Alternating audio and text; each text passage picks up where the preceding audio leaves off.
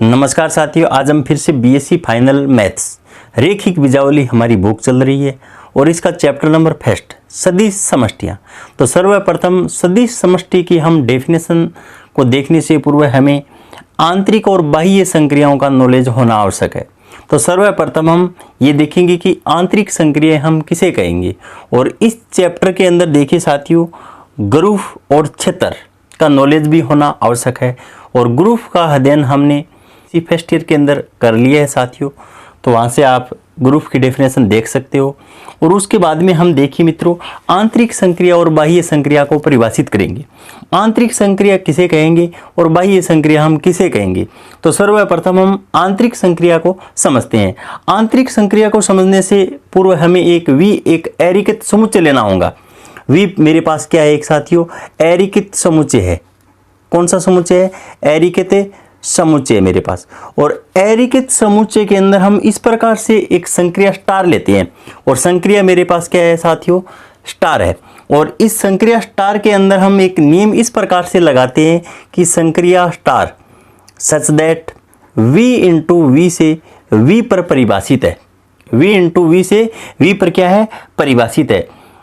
यहाँ पर v एक आंतरिक संक्रिया कहलाती है, जिसके अंतर्गत यहाँ पर देखिए साथियों, a एक v का एलिमेंट है और स्मॉल b है वो भी एक v का एलिमेंट है। और यहाँ पर a संक्रिया b अगर v का एलिमेंट हम दिखला देंगे तो यहाँ पर ये आंतरिक संक्रिया कहलाएगी। कौन सी संक्रिया कहलाएगी?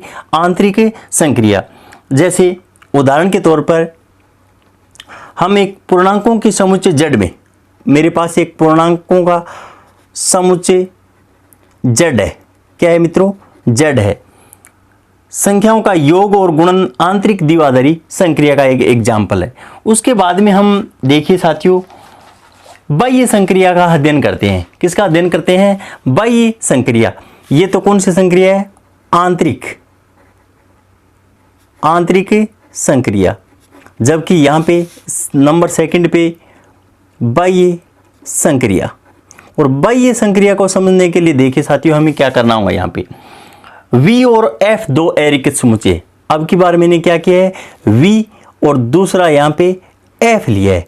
एरिकित समुच्चय, एरिकित समुच्चय है।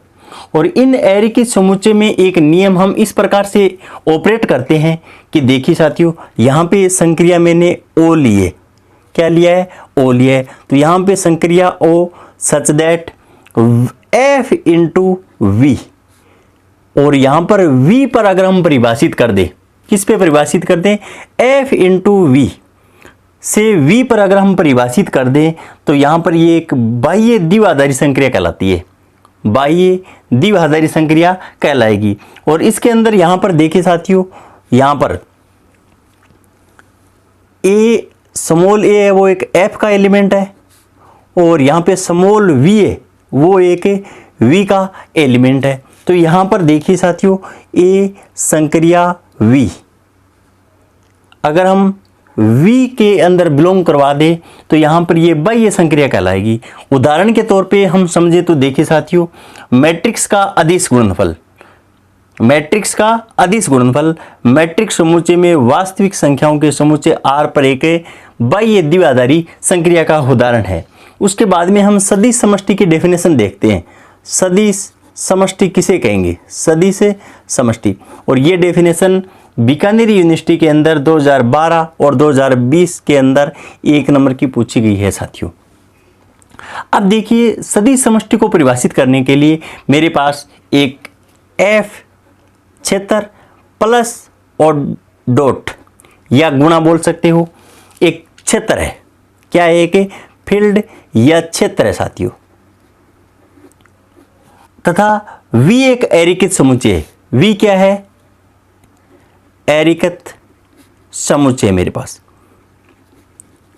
V एरिकित समुच्चय, तब V क्षेत्र F पर एक सदिश समष्टि कहलाता है। सदिश समष्टि कहलाता है। V में परिभाषित 2, V में परिभाषित दो संक्रियाएं।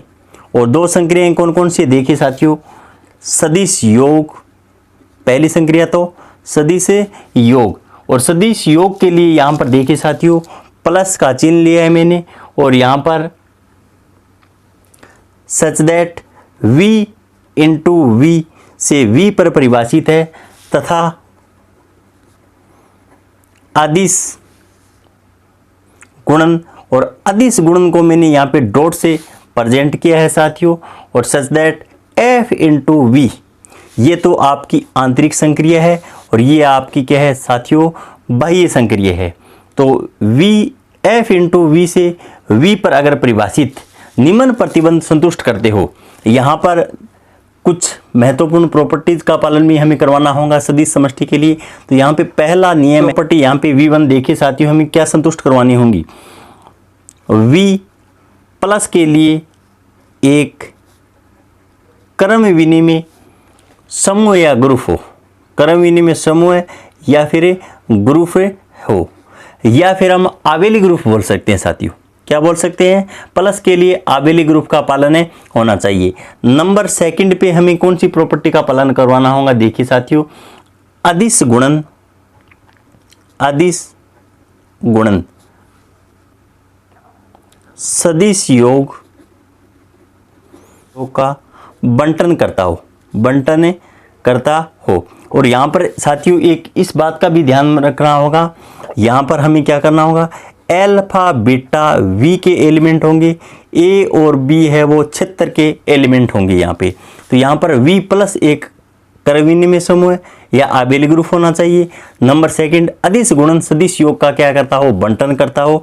तो यहाँ पर देखिए साथियों a मेरे पास कोई अदिश है, dot alpha plus beta v के कोई दो एलिमेंट है, तो यहाँ पर इसका बंटन नियम का पालन होता है यहाँ पर।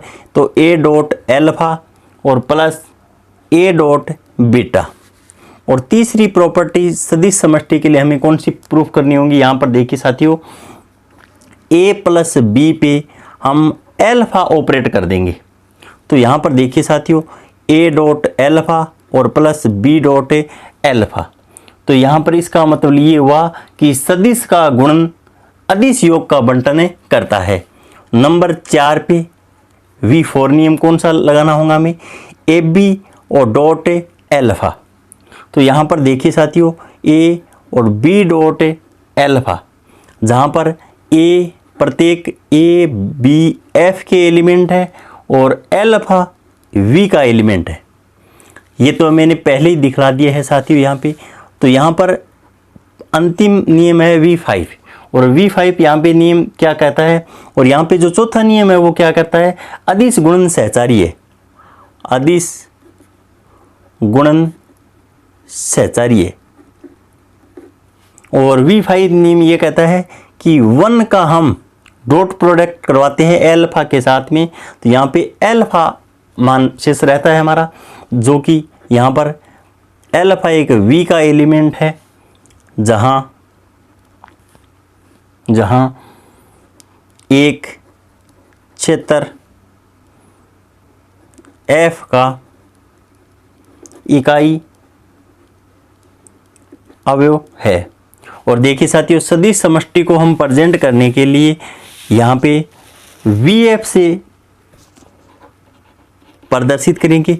यहाँ पर v एक सदिश है और f है वो एक अदिश है। v के अवयवों को सदिश कहा जाता है, जबकि क्षेत्र f के अवयवों को अदिश कहा जाता है, और ये इसका संकेत है।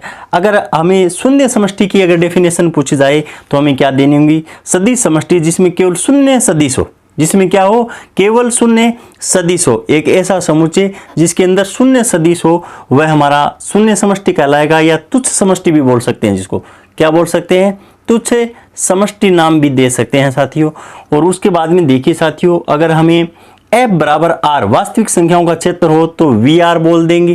क्या कह देंगे हम, vr कह देंगे। अगर हमारे पास समिश्र संख्या हो तो हम vc बोल देंगे साथियों। और अगर हमारे पास परिमेय सदिश समष्टि हो तो हम vq कह देंगे। क्या कह देंगे, vq कह देंगे। और हमारे पास त्रिविम सदिश समष्टि हो, क्या, त्रिविम सदिश समष्टि अगर ये दी हुई हो तो हम V3F या फिर डायरेक्ट V3 भी हम प्रदर्शित करके दिखला सकते हैं। उसके बाद में अगले वीडियोज़ के अंदर हम सदिश समष्टि के कुछ उदाहरणों का अध्ययन करेंगे। तब तक के लिए धन्यवाद साथियों। जय हिंद, जय भारत।